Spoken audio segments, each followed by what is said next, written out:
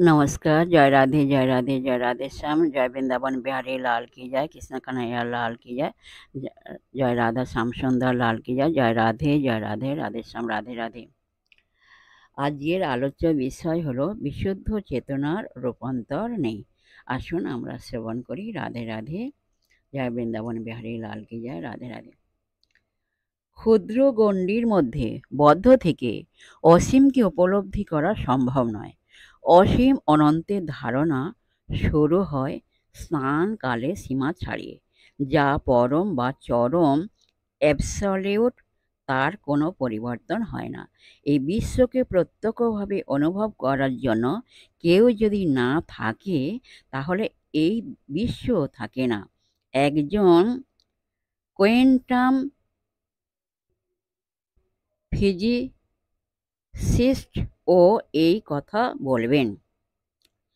আমরা স্নানকালের গণ্ডির মধ্যে বদ্ধ থেকে অসীমকে উপলব্ধি করার চেষ্টা করছি। আমরা সবসময় চেতনা শক্তিকে কর্মশক্তিতে রূপান্তরিত করছি। বিশুদ্ধ চেতনার কিন্তু অবস্থান্তর হয় না, তা সর্বদা স্থির নিশ্চল। যে মুহূর্তে একজন ব্যক্তি কোনো বস্তুর প্রতি মনোযোগ দেয়, তখনই এক কর্ম প্রক্রিয়া শুরু হয়ে যায়।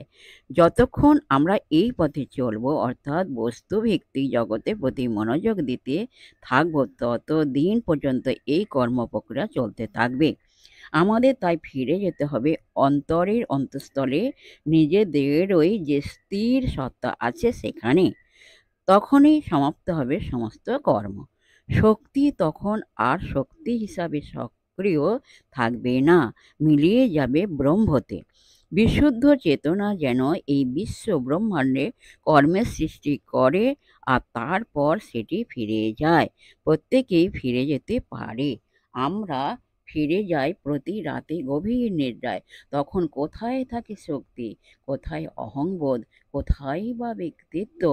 বিশুদ্ধ চেতনা এবং শক্তি একই, যদিও মনে হয় যে একটি স্থির এবং অন্যটি গতিশীল, কিন্তু আসলে তা নয়। গতিশীলতাটা অ্যাপিয়ারেন্স, আসলে ওটা স্থির। দড়িকে আপাতদৃষ্টিতে সাপ বলে মনে করার মতো। সাপ আর দড়ি কিন্তু একই সময়ে একই সত্তায় থাকতে পারে না।